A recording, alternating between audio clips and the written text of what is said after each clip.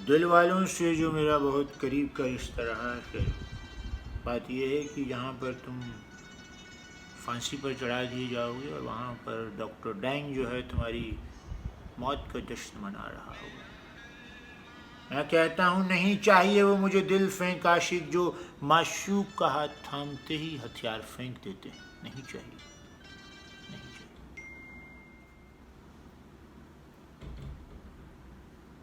नमस्कार, आदाब, सत श्री अकाल दोस्तों।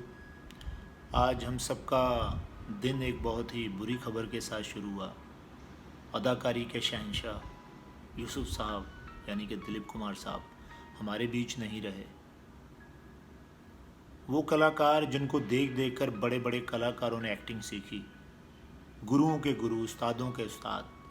क्योंकि आप किसी भी बड़े एक्टर का नाम लो, अमिताभ बच्चन साहब, धर्मेंद्र साहब, शाहरुख खान, जो भी जितने बड़े सुपरस्टार हैं, दिलीप साहब वो कलाकार थे जिनको वो अपना गुरु मानते थे। धर्मेंद्र साहब की हर इंटरव्यू में वो उनका जिक्र करना कभी नहीं भूलते और वो कहते हैं कि मैं दिलीप साहब के ऑरा से बना हूँ, उनके ऑरा से रोशनी लेकर धर्मेंद्र का जन्म हुआ। अमिताभ बच्चन साहब उन्हें अपना आइडल मानते हैं एक्टिंग में। एक इंटरव्यू में मैंने सुना था, उन्होंने कहा था कि गंगा जमुना में जो दिलीप साहब ने एक्टिंग की है उसको देखकर मैं हमेशा सोचता हूँ कि ऐसी एक्टिंग मैं कब करूँगा, शायद एक जन्म और लेना पड़ेगा। शाहरुख खान साहब तो हमेशा ही कहते हैं कि लोग कहते हैं कि मैं उनकी नकल करता हूँ। हाँ, मैं करता हूँ क्योंकि मैं उनको देख कर ही बना हूँ। क्योंकि मेरे पिताजी जो थे उनकी शक्ल भी दिलीप साहब से ही मिलती थी, तो जवानी के उनके पिता थे उनकी तब की फ़ोटो में।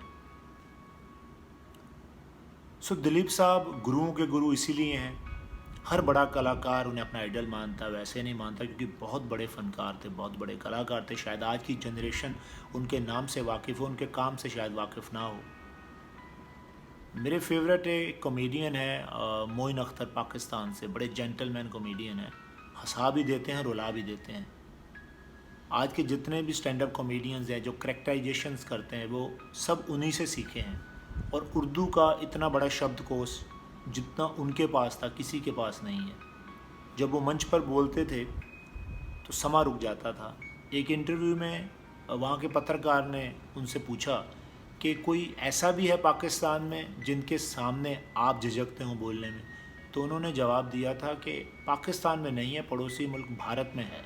बोले कौन? बोले दिलीप साहब।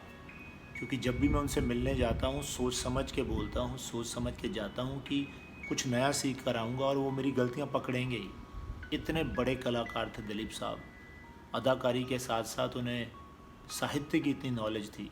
पुराने इंटरव्यू यूट्यूब पर पड़े हैं, वहाँ आप जाकर देखो उनकी उर्दू कितनी कमाल की थी। उनका असली नाम मोहम्मद यूसुफ खान था, जिन्होंने दिलीप कुमार रखा। इंडिया में आकर फिल्मों में वो सुपर स्टार बने।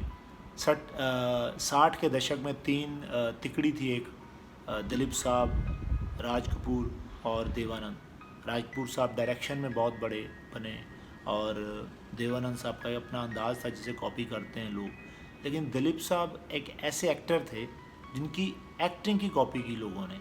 भी एक्टिंग कैसे करनी है, not a copy, mimicry, acting की। और इसीलिए वो बड़े बड़े गुरुओं के, बड़े बड़े कलाकारों के साहब हैं जो रहती दुनिया तक रहेंगे। और वो इतने बड़े कलाकार थे, इतने बड़े इंसान थे जिसके बड़े किस्से हैं। मतलब उस पर एक इतनी लंबी वीडियो बन सकती है। खैर, उनका फ़ैन होने के नाते उन्हें मैं ये श्रद्धांजलि देता हूँ इन शब्दों के साथ, ये वीडियो के माध्यम से। अब दिलीप साहब के एक दो किस्से मैं आपको सुनाता हूँ।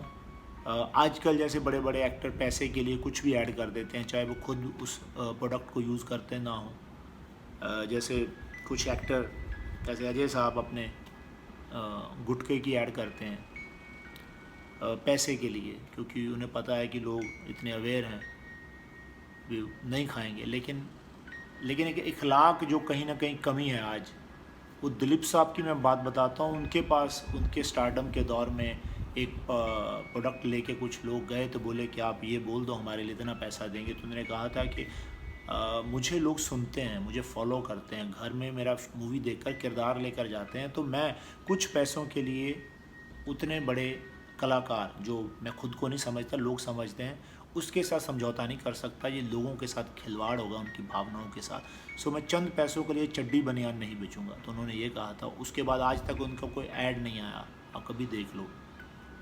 इसीलिए वो महान कलाकार थे। हर बड़ा कलाकार उनकी ऐसे ही तारीफ़ नहीं करता। मुझे कभी उनसे मुलाकात करने का मौका नहीं मिला, लेकिन जब मैं नया नया मुंबई गया तो उन्हें देखने का, उनको करीब से देखने का मुझे मौका ज़रूर मिला था। सिंटा का एक फंक्शन था जहाँ पर बड़े बड़े कलाकार आते हैं, हमारे एक्टर एसोसिएशन का बहुत बड़ा एक संस्था है। तो वहाँ पर जब मैं गया तो वहाँ पर मैंने देखा दिलीप साहब जैसे एंटर हुए, सब कलाकार उनके सामने बौने लग रहे थे। उनका इतना ऑरा था, इतनी इज्जत थी उनकी। तो वो जो मंच पर बैठे थे उनमें देख रहा था कि यार, मुझे सबसे हैरान ये बात कर रही थी कि इस बुढ़ापे में 90 के आसपास उनका तब एज होगा, आज से 8-10 साल पहले की बात है, लेकिन उनका जो जलाल था चेहरे का या उनकी कद काठी थी वो कमाल की थी। मैं सोच रहा था कि यार, ये इंसान बुज़ुर्ग होकर इतना जवान दिख रहा है, जब जवानी में क्या होगा। जवानी से भी एक जुड़ती बात याद आई, धर्मपाल जी, जैसे मैंने बताया कि वो उन्हें अपना आइडल मानते हैं। लेकिन एक बार फंक्शन में दिलीप साहब धर्मेंद्र साहब को एक फंक्शन में एक अवार्ड दे रहे थे, तो उन्होंने कहा कि यार, ये मेरा फ़ैन है धर्मेंद्र, लेकिन सच कहूँ तो जब ये नया नया फिल्मों में आया था, इसको देखकर मैं घर में सोचा करता था, अल्लाह से मैं शिकायत करता था कि ये शक्ल मुझे क्यों नहीं दी। तो धर्मेंद्र साहब ये बात सुनकर लाजवाब हो गए, उनके पैरों में गिर गए। सो दिलीप साहब इतने बड़े कलाकार, इतने बड़े इंसान थे। और वो सिंटा के फंक्शन की बात मैं करता हूँ। एक और मुझे एक बात ने बड़ा हैरान किया कि उनकी जो कद काठी थी, एक्चुअल में उनका कद था, कलाकारी में तो है ही, लेकिन नॉर्मल जो कद था, मुझे पता नहीं इतने लंबे हैं, क्योंकि हम लोग अमिताभ बच्चन साहब को ही लंबे समझते रहे, लेकिन वो भी 6 फीट के आसपास थे, वो भी बुढ़ापे में। तो इतना कद काठ, मतलब ज़बरदस्त, उनका एक्शन हीरो की तरह। तो मैं हैरान रह गया उनको देख के कि यार, ये वाकई कितने सिंपल लोग हैं।